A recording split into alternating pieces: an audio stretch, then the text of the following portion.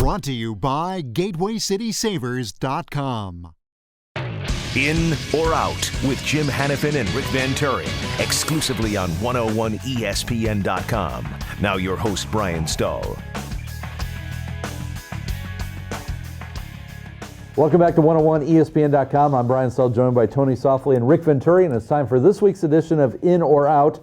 And although Coach Venturi might be a little bit biased from his time down in New Orleans, obviously the Super Bowl championship last year, the long history of the Saints in New Orleans, are you in or out? Tony, I'll start with you, that the Superdome is the toughest place to play in the NFL. You know, I'm out on that one. I think it's one of the toughest places. Anytime you have a dome atmosphere, it's very tough. They pump in a little live music. They pump in crowd noise. But for me, you know, the old Vet Stadium in Philadelphia, the old Mile High Stadium in Denver. But the one that's the loudest and the most craziest for teams to play right now is the Seattle Seahawks Stadium out there. I think the 12th man, you know, the way they acoustically made that stadium really makes it tough to win out there. So I'm in or out. I'm in on that one.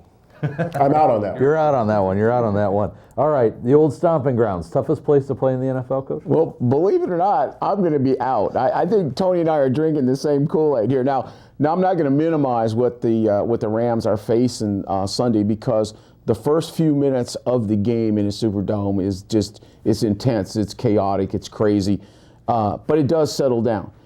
Maybe I've had too many good days in there to credit it as being tough. I'm very much with Tony. The toughest place for me, place where I've had the least amount of success, and the place that just rocks to me, has a reverberation you can't believe, is Seattle Seahawks. I think that's by far the hardest spot in the league to play, and it'll be a big game here at the end for the Rams. Yeah, I was going to say, we'll have to revisit Quest Field as we get ready for that January 2nd matchup. Staying in New Orleans, though, Drew Brees has over 3,600 yards throwing the ball, 25 touchdowns, 16 picks this season. He factors into the discussion for NFL MVP. Sam Bradford has over 2,600 yards. He's got 17 touches, 10 picks.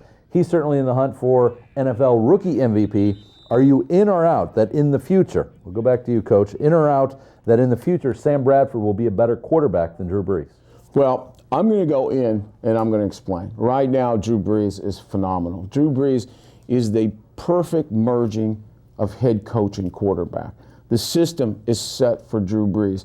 There's no finer matchup coach in the league than Sean Payton, and Drew masterfully runs that. In my opinion, in the long term, Sam Bradford has better talent, but it's going to be important that he gets the right coaching, which he's getting now, but the right evolution in his career for him to put up those kinds of numbers, because it's going to take an evolution of systems as he goes. All right, how about you, Tony? In or out in the future, Sam Bradford winds up being a better quarterback than Drew Brees? You know, I'm going to go in, and the key thing, and Rick kind of touched upon it, is they've got to make sure they do two things: surround him with a lot of talent on offense and build a very stubborn defense in order for this to happen. Bar injury, he should be, you know, he should have more accolades. I think he'll have 1 or 2 Super Bowls under his belt, and I know that's saying a lot looking into the future, but for me, this is the best quarterback coming out of college since Peyton Manning, and I had him graded ahead of Drew Brees.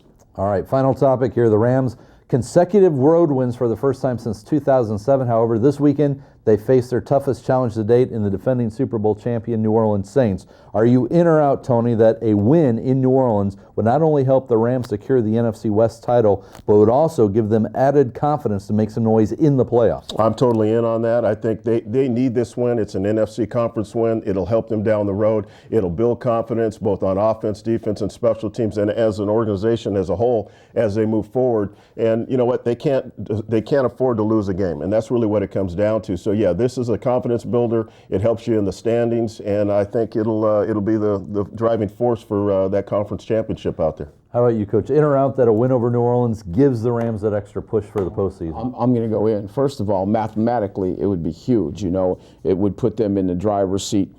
But I think more importantly, the New Orleans Saints, until dethroned, are the world champion. And a victory over them in New Orleans just would just flash a light bulb in the back of your head. I mean, and players are no different than anybody else. So you get a success in a venue like that against that kind of team, I mean, then I think you have a confidence that's not going to go away. Well, don't forget, pregame for the Rams and the Saints begins tomorrow at noon right here on 101 ESPN, 101ESPN.com. That's going to do it for this week's edition of In or Out. For Tony Softli, for Rick Venturi, I'm Brian Stahl, and we are out.